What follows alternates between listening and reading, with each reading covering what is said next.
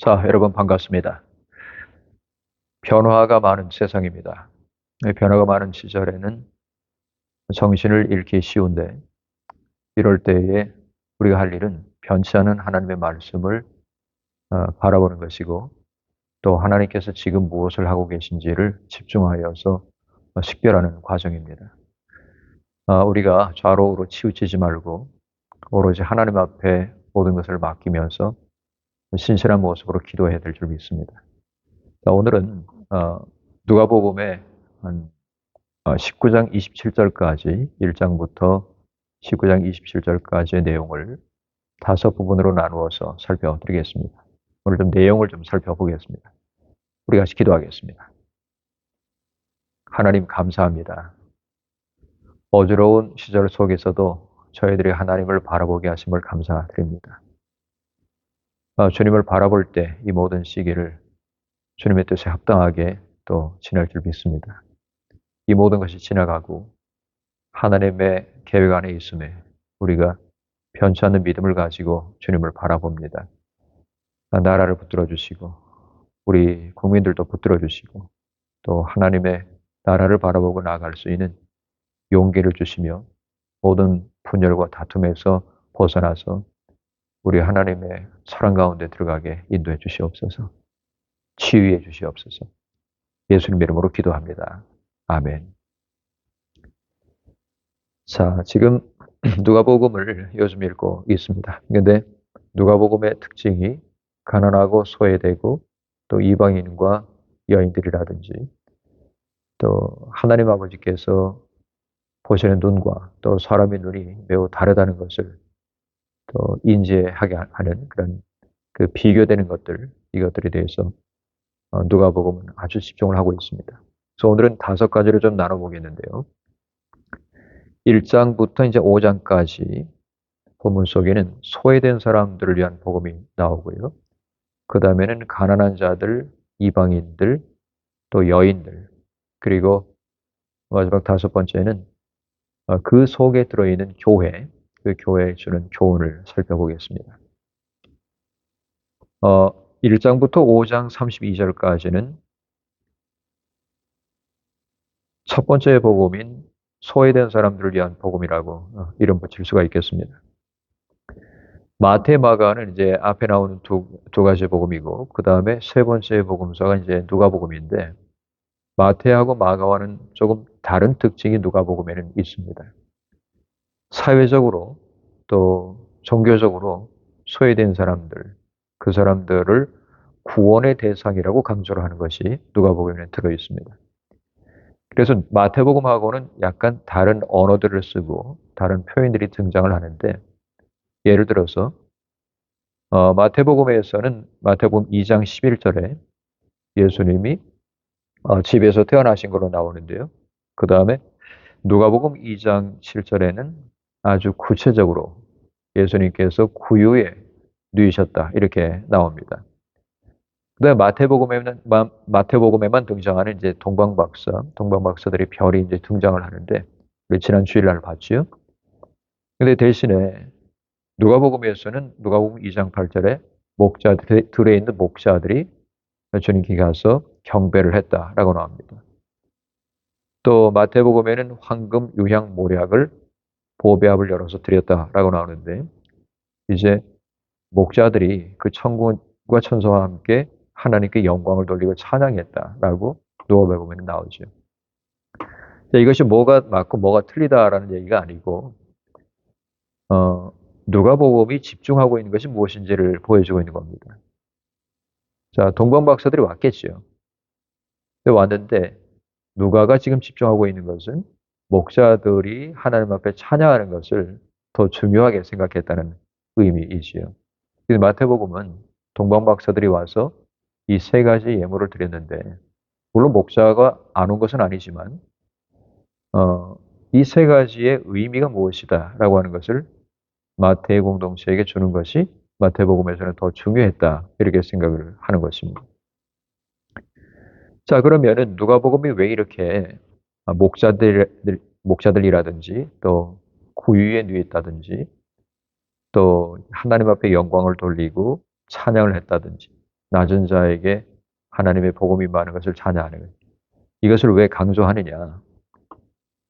비천한 곳에 있는 사람들, 또 낮은 자들을 위해서 예수님이 오셨다는 것을 강조하기 위함입니다. 그래서 예수님이 이제 제자들을 부르실 때도 갈릴리에서 먼저 시몬 베드로에게, 그리고 그들의 동업자 세베대 아들들, 동생 안드레, 이런 사람들을 부르시고, 그다음에 소외된 사람들, 천대받던 세리를 제자로 부르시고, 또 심지어는 세리장 삭개오의 집에 들어가셔서 오늘 구원이 이 집에 이르렀다, 이 사람도 아브라함의 자손이다라고 축복을 하시고 강조하시지요. 그리고 십자가에서 돌아가시는 순간에도 회개하는 강도를 구원하시는 장면이 나옵니다. 이 강도도 어떻게 보면 소외된 사람이에요. 천대받는 사람이죠. 예수님의 사랑을 누가복음 전체를 통해서 우리가 부각되어 있다는 것을 알 수가 있습니다. 그리고 중요한 부분이, 또 마리아가 예수님을 잉태를 했을 때 그때 엘리자벳에게 이제 가서 문안을 하게 되고, 그때 마리아가 찬송을 부르는 마리아의 찬가가 나오죠.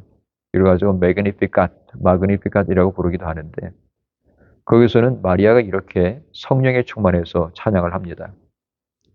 마음의 생각이 교만한 자를 흩으셨다. 권세 있는 자를 그 자리에서 내리치셨고 비천한 자는 높여주셨다. 이 가난한 여종인 나를 돌아보셨다. 이런 식으로 이제 얘기를 합니다. 이것이 소외된 사람들을 위한 복음이라고 말할 수가 있겠어요. 그다음에 4장, 5장, 6장에는 특별히 가난한 자들을 위한 복음이라고 말할 수가 있겠는데, 어, 마태복음 5장에는 팔복을 얘기를 하면서 심령이 가난한 자는 복이 있나니 라고 이제 호칭을 시작합니다. 그렇지만 이거하고 비교를 해봤을 때 어, 누가복음은 문자 그대로 가난한 자들은 복이 있다라고 이제 이야기를 합니다. 뭐가 틀린 건 아니에요. 그렇지만 누가가 지금 강조하고 있는 내용이 무엇이다는 것을 이제 알려주는 거죠. 이 가난한 자들을 위한 복음으로 알려진 이 누가복음이 예수님의 공생의 전체에서 가난한 자를 위한 말씀과 복으로 일관됐다는 것을 강조합니다. 몇 군데를 살펴보겠는데, 1장을 보시면 마리아의 산가 속에 배고픈 자를 좋은 것으로 배불려 주셨다. 그리고 부자는 공수로 보내셨다. 빈손으로, 부자는 빈손으로 보내시고 가난한 자들은 먹여주셨다. 이렇게 노래를 합니다. 그 다음에 누가복음 7장을 보시면은 예수님이 이만저만한 여러 가지 이적들을 베푸시고 또 죽은 자를 살리시고 했을 때, 그때 요한이 자기의 제자들 중에 둘을 따로 예수님께 보내셔서 오실 그분이 당신입니까? 아니면 우리가 또 다른 분을 기다려야 됩니까? 라고 물어보라고 이제 보냈지 않습니까? 그때 예수님이 하신 말씀이 있지요.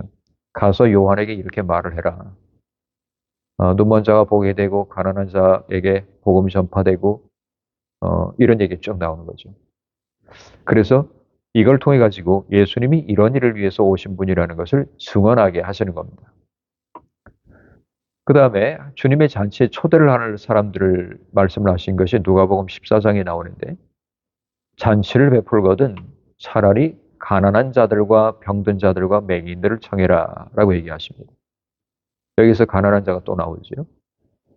그 다음에 18장을 보게 되면은 우리가 잘 알고 있는 그 영생을 물어보는 부자 관원이 나옵니다. 이 부자 관원이 선생님, 내가 어떻게 해야지 영생을 얻을 수 있겠습니까? 라고 말을 하니까, 내게 있는 것을 다 팔아서 가난한 자들에게 나누어 주라. 그리고 나서 나를 따르라. 라고 말씀하십니다. 그래서 그 사람이 재물이 많기 때문에 근심해서 돌아갔다라고 얘기 나와요. 근데 이제 전승에 따르면 이 사람이 고민을 하다가 결론적으로는 예수님이 하신 그 초청을 따랐다라고 하는 것이 있어요. 이 사람이 자기 교회를 세우기도 하고 나중에는 순교로서 복음 전도의 마무리를 자기 인생에서 하게 됩니다. 그 다음에 저 유명한 그 삭개오의 이야기, 그것도 누가복음 19장에 딱 한 번 나오는데, 그 사람이 이렇게 주님 앞에 서가지고 얘기를 하지요. 주여, 내 소유의 절반을 가난한 자들에게 주겠사오며 만일 누구의 것을 토색한 것, 즉 속여 취한 것이 있다면 네 배로 갚겠나이다. 그 얘기를 하니까 예수님이 기뻐하면서 오늘 구원이 이 집에 이르렀다라고 얘기를 합니다. 자, 지금 쭉 말씀드린 이 성경 구절들이 계속 1장부터 시작해서 계속해서 가난한 자 계속해서 강조를 합니다. 그 사람들도 하나님의 사람들이고 구원의 대상이다. 또 하나님이 이 가난한 자를 기뻐하신다라고 말씀을 하신 겁니다. 그 다음에 4장 25절부터 7장 10절에는 이방인들에 대해서 관심하는 부분이 나옵니다. 이방인들이 그럼 누구인가? 이방인은 유대인이 아닌 사람들이에요. 유대인이 아닌 사람들을 이방인으로 지칭을 하기도 하는데 서신서에 보게 되면은 바울 서신에 이방인을 지칭하는 또 다른 표현이 나옵니다. 뭐냐면 바로 헬라인입니다. 유대인과 헬라인을 구분을 해요. 헬라라고 하는 것은 이제 한 문자거든요. 헬라. 네, 한 문자인데 그리스를 가리킵니다. 그리스. 그때 당시에 그리스라고 하는 것이 요즘처럼 딱 하나의 나라냐? 그건 아니고요. 그리스 로마의 어떤 문화권에 있는 곳을 가리키죠. 그때 당시에 세계를 가리킨다고 볼 수가 있겠습니다. 그 이방인이라고 한다면은 그때의 유대인이 아닌 자들을 가리켜서 헬라인이다라고 통칭해서 얘기를 하는 것이지 꼭 헬라 출신 사람만 가리키는 것은 아니다라는 것을 염두에 두시면 되겠습니다.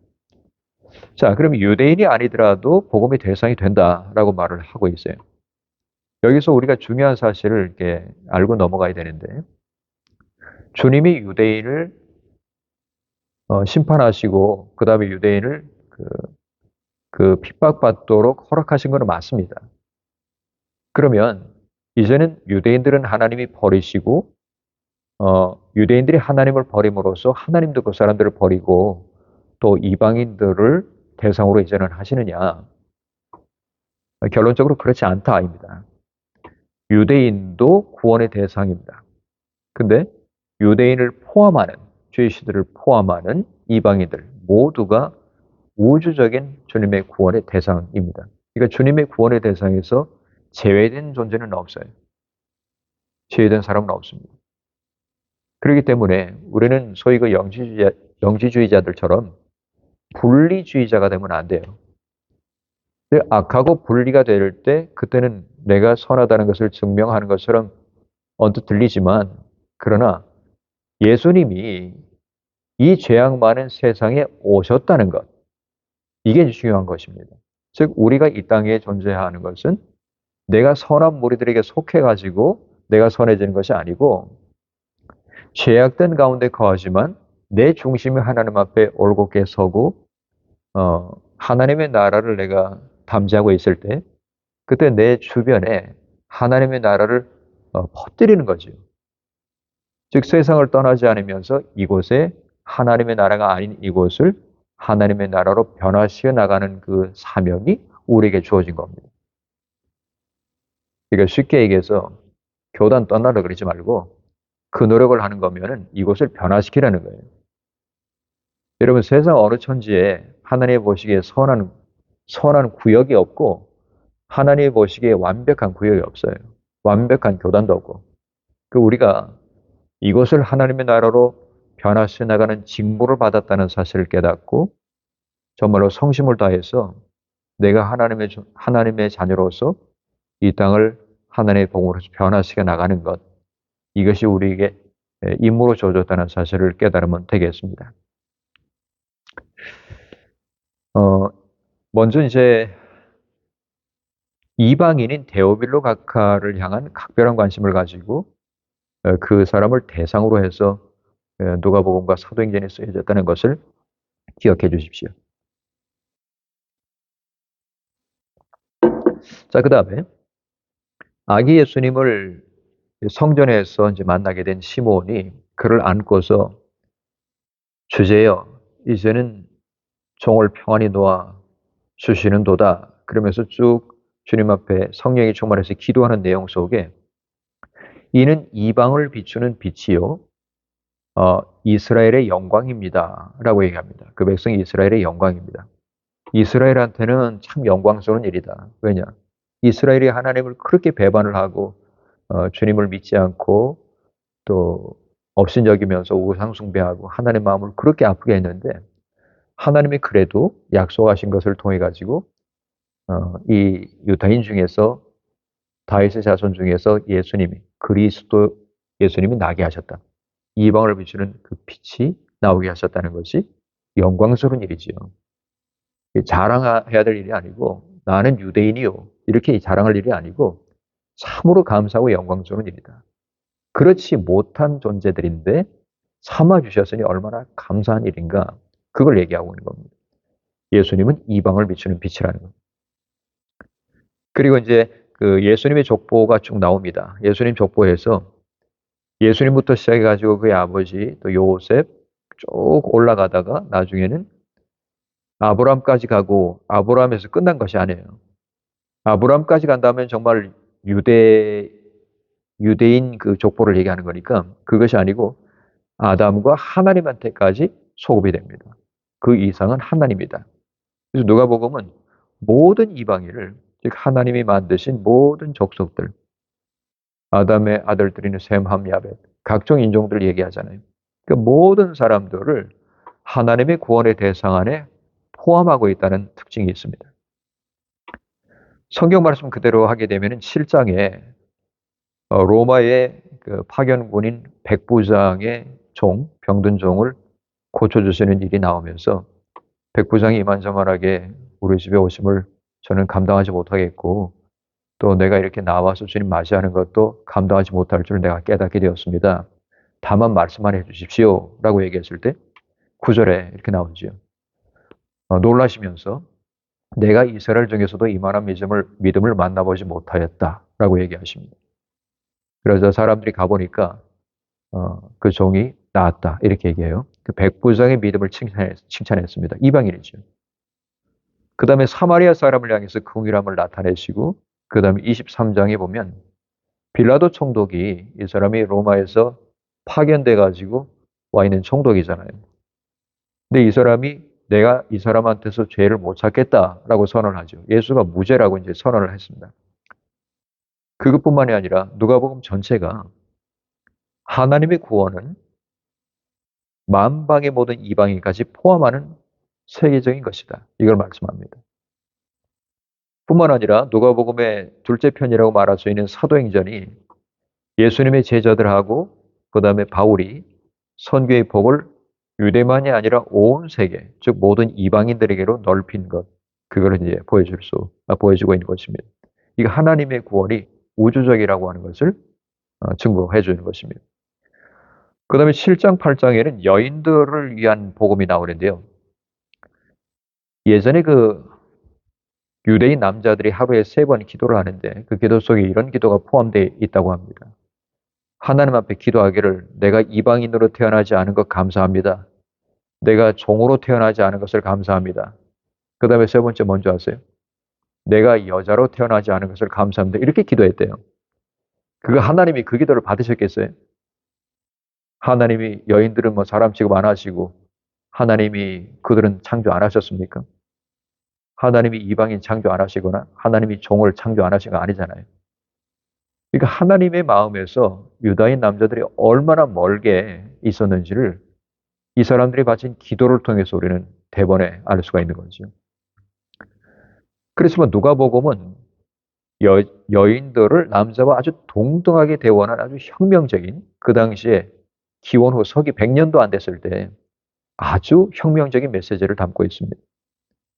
남자하고 여자를 딱 짝으로 만들어 가지고서는 딱딱 스토리들을 얘기를 해요. 예를 들어서 사가랴가 있고 엘리사벳이 있었다. 시므온이 있고 안나도 있었다. 요나도. 그 다음에 요셉도 있고 마리아도 있었다. 남자 한 사람이 한 거 아니다는 거예요. 그 다음에 심지어는 나아만 장군 얘기가 나오는데 나아만 장군하고 사렙다 과부를 또 짝을 재서 얘기해요. 사렙다 과부 외국인이고 또 엣바알의 고향인 시돈 지역의 사람이지만 그렇지만 이 사람은 주님의 은혜 받은 사람이다. 나아만 장군도 마찬가지다. 아람의 군대 장군 나아만이 하나님 은혜를 받았다. 똑같은 얘기입니다. 그 누가복음이 다른 복음서에서 수록하지 않은 여인들의 이야기를 굉장히 많이 소개를 합니다. 이게 이제 아주 인상적인데요. 마르다와 마리아의 얘기. 마르다와 마리아의 얘기에서 이 좋은 편을 택했으니 뺏기지 않을 것이다 라고 얘기했어요. 마리아가 뭘 했죠? 그때 당시에 여인들은 물 길어 오고 음식 만들고 뭐 애들 키우고 이게 여인들 일이다. 당신들은 무슨 회당에 와서 예배를 드리냐. 이런 것들이었는데 그러나 예수님은 예수님의 발 앞에 앉아서 말씀을 또 듣고 있는 마리아가 잘하고 있다고 얘기를 하고 있단 말입니다. 그 여인들이 주방 일이라든지 물 길어 오는 그 모든 일들보다 남성과 똑같이 하나님의 말씀을 듣고 배우는 주체라는 것을 드러내는 거예요. 그리고 11장 27절에 한 여인이 음성을 높여서 이르되 당신을 뵌 태와 당신을 먹인 젖이 복이 있습니다. 라고 얘기합니다. 자, 그러자 그러니까 당신 엄마 복이 있다 그런 얘기를 하니까 예수님이 이렇게 말합니다. 오히려 하나님 말씀을 듣고 지키는 자가 복이 있다. 라고 말씀을 하세요.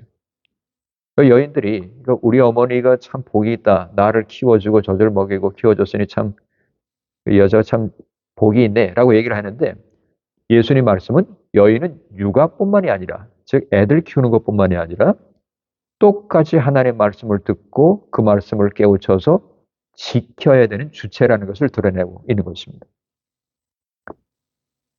그 다음에 다른 복음서에는 없는 부분이 하나가 또 나오지요.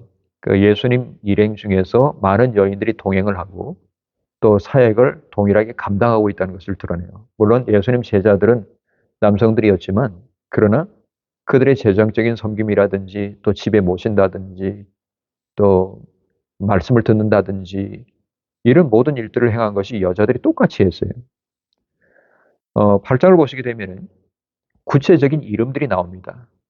귀신이 들렸다가 나온 막달라 마리아, 그 다음에 헤롯의 청지기인 구사라고 하는 사람의 아내가 되는 요한나, 그 다음에 수산나, 그 외에 여러 여인들이 그들이 가진 소유로 예수님과 제자들의 사역을 섬겼다라고 분명히 소개합니다. 자, 지금 뭐 직장을 가지고 이분들이 지금 사역하는 게 아니기 때문에 전적으로 말씀 사역과 또 신방하고 뭐 병을 고치고 표적 보여주고 대부분이 말씀입니다. 그러니까 하나님 나라의 복음을 전하는 일이에요. 근데 말씀을 이렇게 전하면서 주님이 하나님의 나라가 임한 것을 보여주시는 어떤 표적들을 가끔씩 보여주신 겁니다. 자, 이 모든 사역을 할 때, 주무시고 또 잡수시고 다니시고 하는 그런 경비들이 필요했겠죠. 근데 이것을 이제 대준 거죠. 근데 바울 사도와 그의 어떤 동역자들도 마찬가지입니다. 가는 데마다 처음에는 이분이 이제 천막 만들고 이런 일을 했지만은 어느 정도의 어떤 시간이 지난 다음에는 전적으로 복음 사역을 이제 풀타임으로 하게 되고 그 다음에 많은 교회들에서 연보를 하고 그 다음에 복음 사역에 선교에 이제 쓰인 것을 쓸 모든 것들을 공급하게 됩니다. 자, 누가가 이 모든 기록을 통해서 예수님의 구원은 남성 중심이 뿐만이 아니라 하나님의 형상으로 지음받은 모든 사람들, 여인들도 포함하는 담대함을 드러내고 있고요. 그 당시에 정말 100년도 안 된 그 시절에 여성들이 억압받는 여성들이 하나님의 은혜 받는 주체라는 것을 드러내는 어떤 해방 주체임을 이야기를 하고 있습니다. 그 다음에 마지막 다섯 번째로 말씀드리고 싶은 것은 교회에다가 주는 교훈이에요. 누가복음을 받아들인 교회가 있습니다. 이 교훈이 9장부터 19장까지 한 10장 중에서 여러 가지 교훈들이 나오는데 오늘 세 가지만 말씀을 드리겠습니다. 먼저 선한 사마리아인의 비유입니다. 선한 사마리아인 얘기는 지금 우리가 예수님의 지체로서 이 땅에 살고 있는 예수님이 세우신 주님의 몸인 교회가 해야 될 일로 말할 수가 있습니다. 선한 사마리아인은 정말로 뭐 제사장이나 레위 사람들처럼 그냥 깨끗하게 탈탈 털면서 톡톡 털면서 있는 것이 아니고 실제로 고통받는 사람들을 위해서 이웃이 되어주는 것, 참된 이웃이 되어주는 것이 바로 주님이 받으시는 사람이고 선을 행하는 자이다. 그것이 영생을 얻는 길이다 라고 이야기를 하고 있습니다. 그 선한 사마리아인의 비유는 어떻게 해야지 영생을 얻을 수 있겠습니까? 율법을 이제 하나님을 사랑하고 뭐 뜻을 다하고 힘을 다하고 뜻을 다해가지고 하나님을 사랑해라. 또 이와 같이 내 이웃을 내 몸처럼 사랑해라 하는 그것이다. 라고 얘기를 하잖아요. 거기에 이어가지고 예수님이 말씀하신 것이 선한 사마리아의 비유란 말입니다. 즉, 이웃이 아닌 것처럼 보이는 사람에게 이웃이 되어주는 것. 그것이 우리에게 반드시 영생을 위해서 필요하다고 예수님 말씀하신 거예요. 그 다음에 두 번째는 기도에 대한 교훈입니다. 누가복음 18장을 보시면은 한 바리새인이 서가지고 기도하고 서리는 저쪽 구석에서 고개도 들지 못한 상태에서 기도하는 이 두 가지를 대비를 시켜주면서 이야기를 하는데요. 바리새인은 아주 휘황찬란하게 길게 기도하면서 나는 이렇습니다라고 얘기를 해요. 나는 저 인간 같지도 않고 내가 이만저만하고 내가 이거 하고 저거 하고 뭐, 일주일에 이틀 금식하고 소득의 11조를 드리고 뭐를 드리고 하면서 나 이거 하고 있습니다라고 얘기를 하는 거죠. 근데 가만히 보면은 하나님 입장에서 가만히 보면 이게 무슨 자기 자랑인지 아니면 하나님 앞에 뭘 구하는 건지를 모르겠는 그런 내용을 기도합니다. 그러나 세리는 아주 진실된 기도를 하고 있기 때문에 고개도 들지 못하면서 정말 진실되게 기도하는 거죠. 다만 가슴을 치면서 주님 나를 불쌍히 여겨주십시오. 저는 죄인입니다. 라고 말하고 있는 거죠. 자, 지금 하나님을 향해서 자비를 호소하는 기도를 드리는 것이 합당한 기도인 것이지 자기를 드러내는 기도를 하는 것이 이건 기도가 아니고 위선이다라는 것을 얘기를 하는 것입니다. 오늘날의 교회도 마찬가지입니다. 교회에 주는 교훈은 자기를 드러내고 자기를 뽐내는 것이 기도가 아니고요. 다만 가슴을 치면서 자기의 모든 그 구원을 위해서 우리 하나님 앞에 낮아지고 기도하는 것이 중요하고 위선적인 기도를 하지 말고 참 기도를 해라라고 이야기를 하는 것이에요. 그다음 마지막 세 번째는 재물에 대한 교훈입니다.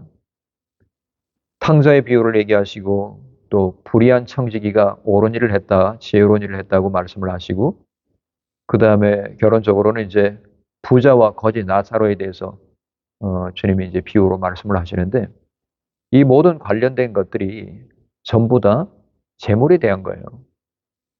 탕자는 자기 자신만을 위해서 재물을 탕진을 했고요. 그다 다 빈털털이 돼가지고 주님 앞에 왔죠. 아버지 앞에. 그 다음에 두 번째 부자는 정말로 자기 곁에 있는 가난한 자도 돕질 않으면서 창고만 크게 지으려고 그러고 하나님의 일에는 전혀 쓰지를 않는 이런 어처구니 없는 일을 저지르지요. 그래서 나중에는 이 사람이 준비한 것이 남의 것이 되고 자기는 지옥에 떨어지는 거예요. 그 다음에 세 번째는 청지기라고 하는 겁니다. 청지기는 자기 자신보다 빚진 자들을 위해서 재물을 적절히 사용한 지혜를 가진 사람이다. 불의한 청지기가. 자, 근데 누가복음 18장 18절에서 23절을 보면 누가복음의 이 스토리의 아주 정점은 돈이 많은 관리의 이야기에서 이루어집니다. 자, 내게 있는 것을 다 팔아 가난한 사람들에게 나누어 주고 너는 나를 따르라 라고 말한단 말이에요. 여기서 나눔에 대해서 얘기를 하는데 굳이 나눔이 중요하지 않다면 예수님이 이 얘기를 안 하셨을 겁니다. 그죠? 여기서 누가가 구원받고 영생을 얻는 것은 주님의 복음뿐만이 아니라 일상생활 속에서의 나눔하고 뗄 수가 없는 관계라는 것을 가르치고 있는 것입니다. 즉 입으로서 주여 주여 제가 주님을 사랑합니다 라고 얘기를 한다고 해서 그것이 그 사람의 진심을 드러낸다 라고 보질 않은 겁니다. 중요한 것은 뭐냐? 이 사람의 결단과 이 사람의 모든 삶의 어떤 작은 큰 결정들이 실제로 주님이 원하시는 것으로 변화돼야 된다. 그 얘기입니다. 하나님의 나라가 이 세상에 이루어지기를 원합니다. 라고 기도를 하면서도 그것을 내가 안 하고 이 부자들처럼 움켜쥐고 있고 차별하고 있다면 그거는 전혀 믿음 없는 모습이라는 거죠. 자, 오늘 이렇게 다섯 가지를 살펴봤는데 내용이 조금 많습니다만은 성경 말씀의 내용을 그대로 말씀드린 것이기 때문에 이 다섯 가지의 복음의 주제를 염두에 두시고서 이번 주간에도 성경을 읽어 주시기 바랍니다. 기도하겠습니다. 하나님 감사합니다. 주님 말씀하신 복음의 말씀 그대로 깨닫고 지키고 살기를 원합니다. 21세기 2024년 끄트머리에도 이것이 동일하게 변차게 적용되는 하나님의 음성을 깨닫습니다. 말씀대로 살게 도와주시옵소서. 예수님의 이름으로 기도합나이다. 아멘.